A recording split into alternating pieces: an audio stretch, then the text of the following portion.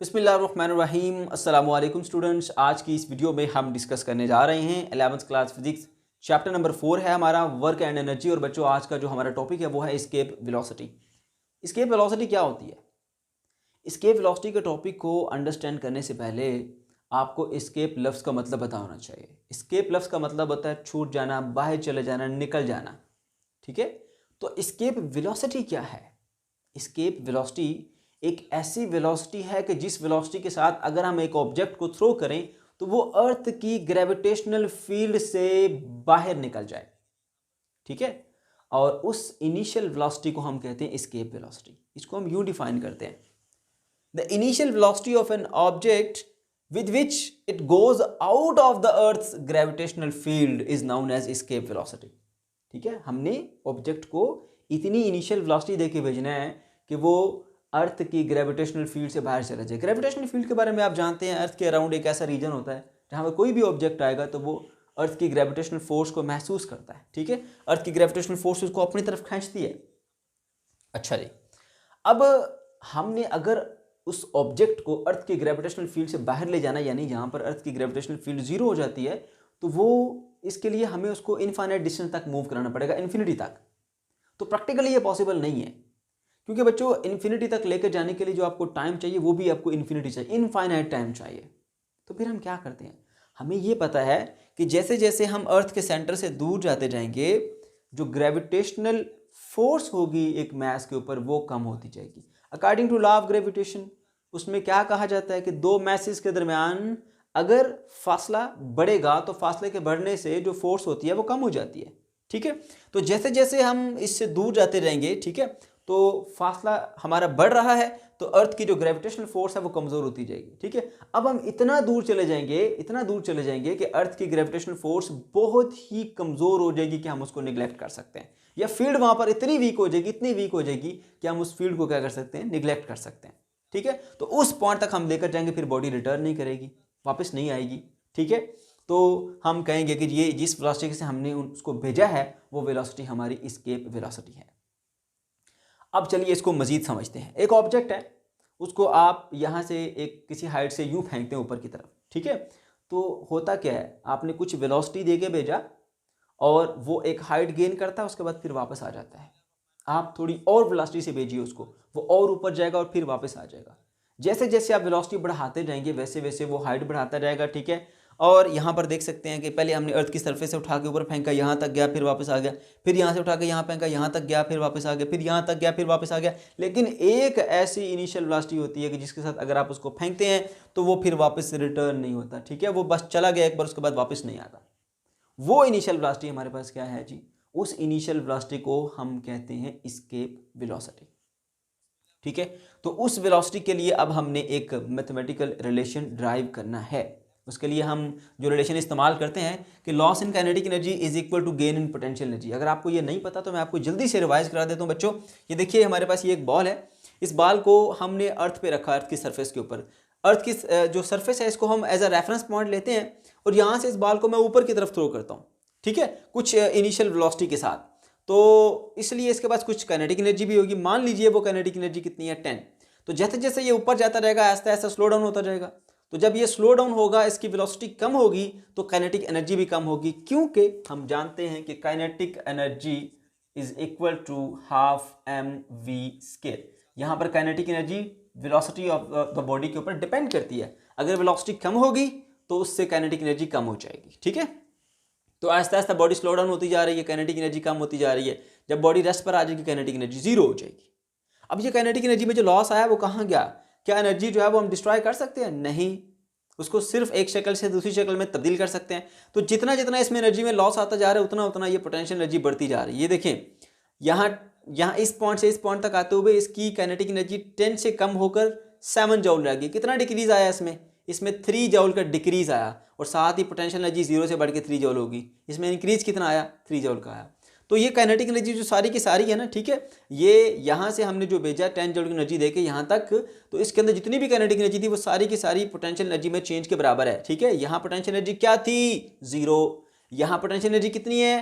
10। तो potential energy में change कितना आया, इंक्रीज कितना आया? काइनेटिक एनर्जी के बराबर। ये देखें 10 जूल की काइनेटिक एनर्जी थी, तो इस पॉइंट से इस पॉइंट तक भेजते हुए ये 0 से 10 जूल का पोटेंशियल एनर्जी में इसका चेंज आया। तो कितनी पोटेंशियल एनर्जी इंक्रीज हुई? 0 से 10 जूल, यानी काइनेटिक एनर्जी के बराबर। इसलिए मैं लिख सकता हूं कि kinetic energy is equal to gain in potential energy. ठीक है, तो आप देख सकते हैं 10 जूल काइनेटिक एनर्जी देके भेजा था। ठीक है, और यहाँ पर आपकी देख सकते हैं बॉडी की पोटेंशियल एनर्जी में कितना चेंज आया, 0 से 10 हो गई यहाँ पर पहुँचते हुए मैक्सिमम हाइट के ऊपर। तो यहाँ पर जो है आप देख सकते हैं इंक्रीज कितना आया इसके अंदर पोटेंशियल एनर्जी में, 10 जूल, जितनी हमारी काइनेटिक एनर्जी थी। तो यही कंसेप्ट आपने यहाँ पर इस्तेमाल करना है कि आपने कुछ काइनेटिक एनर्जी दे के इसको ऊपर भेजा। अब देखें इसके पास वेलोसिटी है ना, तो काइनेटिक एनर्जी तो डेफिनेटली होगी। तो वो काइनेटिक एनर्जी किसके बराबर होगी? 1/2 mv²। अब ये वो वेलोसिटी है जिस वेलोसिटी के साथ हमने इसको अर्थ की ग्रेविटेशनल फील्ड से उठा के बाहर फेंका है, इसलिए हम इस वेलोसिटी के साथ ESC लगा देंगे, यानी एस्केप वेलोसिटी। ओके, तो चलिए जी देखते हैं। अब एक बात याद रखें, एक ये पॉइंट है जहां से हमने इसको भेजा है। तो अभी अभी इससे पहले टॉपिक में हमने एब्सोल्यूट ग्रेविटेशनल पोटेंशियल एनर्जी पढ़ी थी। ठीक है, तो उसकी वैल्यू हमारे पास क्या थी? किसी भी एक पॉइंट के ऊपर अगर आपने फाइंड करनी है पोटेंशियल एनर्जी, वो किसके बराबर थी? पोटेंशियल उस पॉइंट के ऊपर -Gmm/r। ठीक है, वहां पर R1 था। अब क्योंकि हमने ये अर्थ की सरफेस के ऊपर रखा हुआ है, तो अर्थ के सेंटर से लेकर यहाँ तक जो हमारे पास फासला बनता है वो अर्थ का रेडियस के बराबर है। ठीक है, इसलिए यहाँ पर मैंने लिखा है नीचे RE, मतलब रेडियस ऑफ द अर्थ आ जाता है। ठीक है, अच्छा जी, एक ये पॉइंट है जिसका पोटेंशियल ये दिया हुआ है, और यहाँ से उठा के इसको हमने इस पॉइंट तक लेके जाना है जहाँ पर हम कह सकते हैं कि ये इन्फिनिटी है। ठीक है, ग्रेविटेशनल फील्ड 0 है, तो 0 पोटेंशियल यहाँ पर ही होगा। ठीक है, क्योंकि यहाँ पर कुछ भी पोटेंशियल एनर्जी नहीं है, 0 है, इसलिए यहाँ पर जो इसका पोटेंशियल होगा उसको हम 0 पोटेंशियल कहेंगे। इन्फिनिटी पॉइंट के ऊपर पोटेंशियल को मैंने V इन्फिनिटी से शो किया है, और इस पॉइंट के पोटेंशियल को मैंने VR से शो किया है। R रेडियस ऑफ अर्थ है इसीलिए। अच्छा जी, तो अब जरा देखिए काइनेटिक एनर्जी कितनी है जी? 12 mv²। कौन सी वेलोसिटी? एस्केप वेलोसिटी, ESC लिख दें इसके साथ। गेन इन पोटेंशियल एनर्जी कैसे निकालेंगे आप? Final potential energy, potential energy final minus potential energy initial. ठीक है, तो यहां पर जो फाइनल पोटेंशियल एनर्जी देखें, यहां से भेजा था आपने, और यहां पर ये इनिशियल पॉइंट है और ये फाइनल पॉइंट है। ठीक है, तो फाइनली क्या है जी? पोटेंशियल 0, तो फाइनल में आप 0 लगा दें, minus initial potential energy. Initially जहां पर जो थी वो ये था हमारे पास इस पॉइंट का पोटेंशियल, तो लगा दीजिए जी यहाँ पर -Gmm/r/e,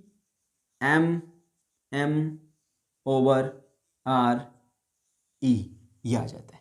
ठीक है, और ये उसी तरह से 1/2 mv/ESC का square.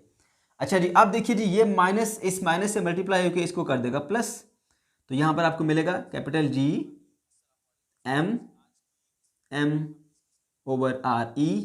Is equal to 1/2 mv/ESC इसका स्क्वायर। हमें इसके लिए रिलेशन चाहिए, इधर भी मैस है m, इधर भी मैस है m, ये दोनों तरफ से इधर ही आप कैंसिल कर सकते हैं। ठीक है, हमें चाहिए इसके लिए रिलेशन, तो इसको अलग करना पड़ेगा, बाकी चीज़ें उधर ले जाएंगे। इधर जो है वो 2 डिवाइड हो रहा है, उस तरफ जाके मल्टीप्लाई हो जाएगा। तो इधर हम लिखेंगे VESC यानी एस्केप वेलोसिटी का स्क्वायर बराबर है हमारे पास किसके? 2 इधर मल्टीप्लाई हो गया, 2Gm/re। लेकिन हमें एस्केप वेलोसिटी का स्क्वायर नहीं चाहिए, हमें एस्केप वेलोसिटी चाहिए। तो दोनों तरफ हम स्क्वायर रूट ले लेंगे ताकि इसका स्क्वायर खत्म हो जाए। वेलोसिटी एस्केप उसका स्क्वायर, उसके ऊपर और यहाँ पर भी स्क्वायर ले लेंगे आप, स्क्वायर रूट, तो ये हो जाएगा 2Gm/re। ठीक है, तो ये स्क्वायर इससे कट जाएगा, इधर आपको मिल जाएगी जी इसके velocity VESC is equals to, ये आ गया जी 2Gm/re। ये आ गया फाइनल हमारे पास रिलेशन। अब इस रिलेशन को हम एक और तरह से मॉडिफाई करके भी लिखते हैं, तो वो भी आप देख लीजिए। वो रिलेशन क्या है? देखें, आपने लॉ ऑफ ग्रेविटेशन पढ़ा था, ठीक है, उसमें आपने पढ़ा था F is equals to capital Gm/r²। ठीक है, अच्छा, ये अर्थ की सरफेस के ऊपर है, इसलिए हम ये रेडियस कितना ले रहे हैं जी? R। ओके, अब यहाँ पर F जो है वो वेट की फोर्स होती है जो कि mg के इक्वल है।